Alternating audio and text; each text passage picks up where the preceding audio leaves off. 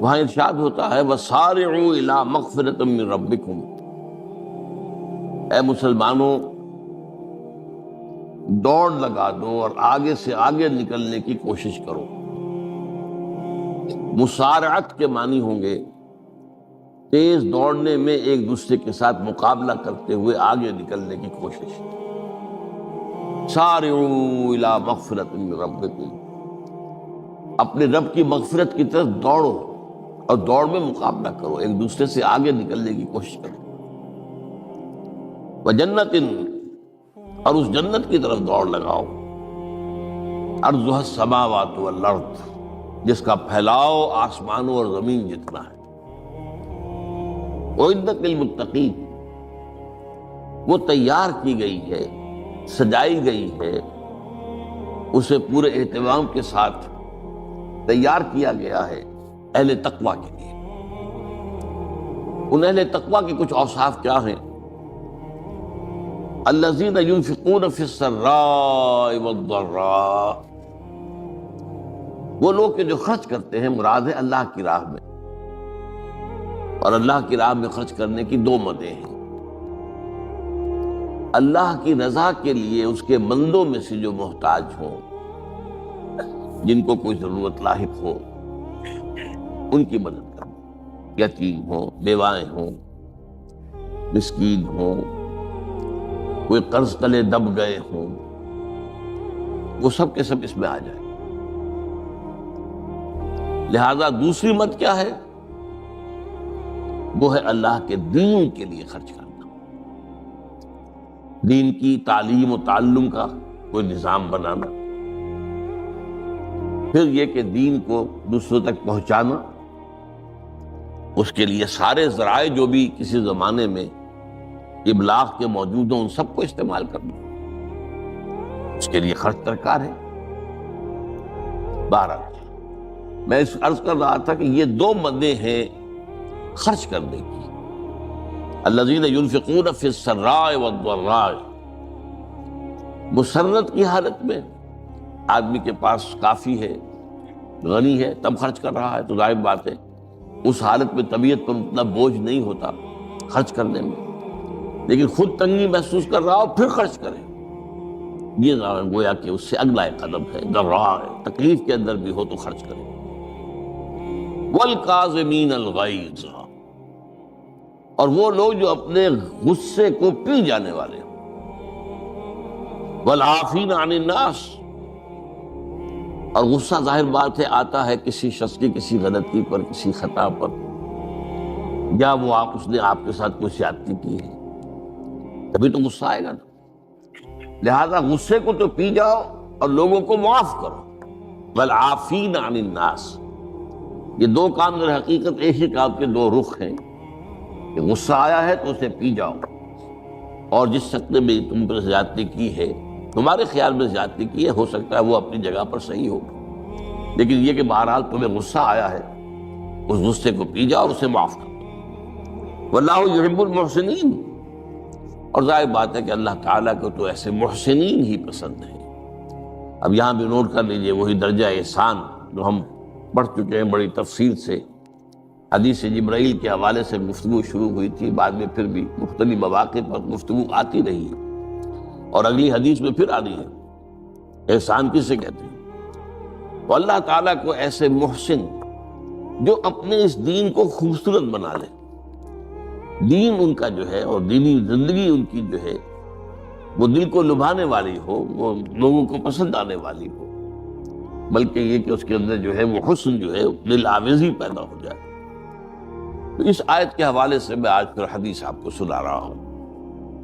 اس کے راوی حضرت ابو ہریرہ ہے رضی اللہ تعالی عنہ، انہوں نے ذکر کیا ہے اور اس کی روایت بھی ہے امام بخاری نے کی ہے رحمہ اللہ، ان رجلا قال للنبی صلی اللہ علیہ وسلم،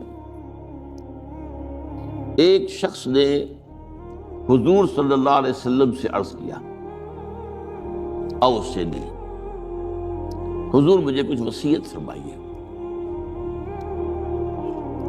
اوصا یوسی ایصاء، وصیت کرنا، وصا یوصی توصیتاً، اس کے معنی بھی وہی ہے۔ وسع یوسی کے معنی ہو جائیں گے تدریجاً مسلسل نصیحت کرتے رہنا، نصیحت کرتے رہنا۔ اور ایک ہے، ایک مرتبہ آپ نے ایک بات کہہ دی، اوصنی، مجھے وصیت فرمائیے، مجھے نصیحت فرمائیے۔ قال لا تغضب، آپ نے ایک ہی بات فرمائی، غصہ نہ کیا کرو، مغلوب الغضب نہ ہو جایا کرو کہ غصہ آئے اور تم پر چھا جائے، تمہارے اوپر اپنا غلبہ کرو۔ فردد مرارا، اب اس شخص کے دل میں شاید کوئی اور بات تھی، اس نے پھر پوچھا، اوصنی حضور، بس کیجیے وصیت کی۔ آپ نے پھر فرمایا لا تغضب۔ پھر پوچھا، وہ تکرار کرتا رہا اور حضور نے بھی ہر مرتبہ وہی بات کی۔ اب اس سے اندازہ ہو جاتا ہے کہ یہ بات کتنی اہم ہے۔ تب پہلی بات تو میں آپ کو یہ بتا دوں کہ غصہ آ جانا کوئی غیر فطری بات نہیں ہے، غصہ اللہ تعالیٰ نے انسان میں رکھا ہوا ہے۔ البتہ غصے کے اعتبار سے حضرت حسن، غالباً حسن بصری رحمہ اللہ، ان کا ایک قول بڑا حکیمانہ ہے، بہت حکیمانہ ہے۔ وہ فرماتے ہیں کہ ایک انسان تو وہ ہوتا ہے جو پورا انسان ہوتا ہے، مکمل انسان، ایک ہوتا ہے نصف رجل، آدھا انسان، وہ انسانیت کے معیار پر پورا نہیں اترتا، ہاں نصف تک آ جاتا ہے۔ اور ایک انسان ہوتا ہے لیس برجل، وہ انسان ہوتا ہی نہیں، وہ حیوان ہوتا ہے۔ پورا انسان وہ ہے جسے غصہ دیر میں آئے اور جلدی رفع ہو جائے، اور آدھا انسان وہ ہے جسے غصہ جلدی آئے لیکن جلدی رفع بھی ہو جائے، یا دیر میں آئے تو دیر میں رفع ہو، یہ دونوں برابر ہو جائیں گے۔ جلدی غصہ آیا جلدی ختم بھی ہو گئے، دیر میں آیا دیر لگا دی جانے میں بھی۔ اور جو شخص سرے سے انسانیت کا مستحق ہی نہیں کہ اسے انسان مانا جائے، انہیں غصہ جلدی آ جائے اور دیر میں جائے، وہ اصل میں پھر انسان نہیں، وہ اخلاقی اعتبار سے پورا انسان کہلانے کا مستحق نہیں۔ تو غضب کے اعتبار سے یہ تین درجے جو ہے وہ سامنے رہتے ہیں۔ پھر مزاجوں کی بات بھی ہوتی ہے، اللہ تعالیٰ نے مختلف مزاج بنائے ہیں۔ بعض طبائع کے اندر جمال کا عنصر زیادہ ہوتا ہے، جمالی شخصیت، خوبصورت شخصیت طبعاً۔ بعض جلالی مزاج کے لوگ ہوتے ہیں، ہمارے بزرگوں میں بھی ہوتا ہے، دیندار لوگوں میں بھی ہوتا ہے، یہاں تک کہ نبیوں میں بھی ہے۔ حضرت موسیٰ علیہ السلام جلالی طبیعت کے آدمی، آپ کو معلوم ہے، ان کے واقعات تو ہمارے سامنے ہیں جو قرآن میں موجود ہیں۔ ایک قبطی کا اور ایک اسرائیلی کا جھگڑا ہو رہا تھا، اس اسرائیلی نے مدد مانگی تو حضرت موسیٰ نے ایک مکہ لگایا ہے اس قبطی کو اور اس کی جان نکال دی۔ تو ان کے غضب کا، ان کی جلالی طبیعت کا یہ حال ہے۔ اور اس کا سب سے بڑا نقشہ جو قرآن مجید میں آتا ہے کہ جب اللہ تعالیٰ نے جب ہجرت ہو گئی اور مصر سے حضرت موسیٰ علیہ السلام اپنی قوم کو لے کر، بنی اسرائیل کو لے کر نکل آئے، دریا یا سمندر بھی اللہ نے پار کرا دیا، سمندر کو یا دریا کو پھاڑ کر، اس کے بعد وہ مرحلہ آیا کہ انہیں اب شریعت دی جائے، اس لیے کہ اصل میں ہجرت کے بعد پھر شریعت آتی ہے۔ ہجرت سے پہلے کا وقت جو ہے وہ تو ایک کشاکش کے اندر گزرتا ہے، جیسے کہ 12 برس حضور کے مکے میں ہے، ایک کشاکش ہے جسے ہم عام طور پر کشمکش کہہ دیتے ہیں، ایک سٹرگل ہے، اس میں مصیبتیں ہیں، تکلیفیں ہیں، ماریں کھائی جا رہی ہیں وغیرہ وغیرہ۔ تو ابھی کسی تفصیلی شریعت کے لیے جانے کا موقع نہیں تھا۔ نماز بھی جا کر 5 وقتہ جو ہے وہ سن 1190 میں فرض ہوئی ہے، یعنی آپ سمجھئے کہ ہجرت سے 1-1.5 سال پہلے۔ اس کے علاوہ زکوٰۃ کا کوئی نظام ابھی باقاعدہ کہ یہ اتنے میں سے اتنا کوئی نہیں۔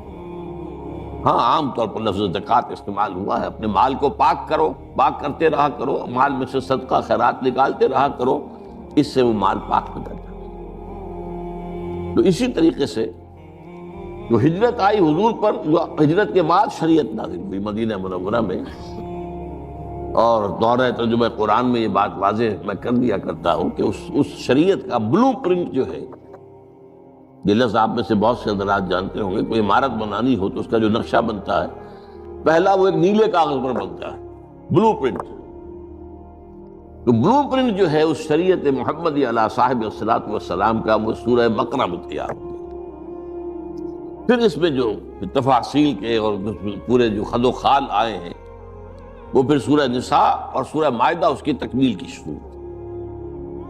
بہرحال جب حضرت موسیٰ کو ہم اللہ تعالیٰ نے طلب کیا 40 دن کے لیے کوہ طور پر، اس کو ہم چلہ بھی کہہ سکتے ہیں، 40 روز کی اللہ تعالیٰ نے ان سے ریاضت کروائی، مشقت، روزہ اور یہ کہ عبادت اور ذکر الہی۔ اس کے بعد انہیں اللہ نے تورات عطا فرما دی۔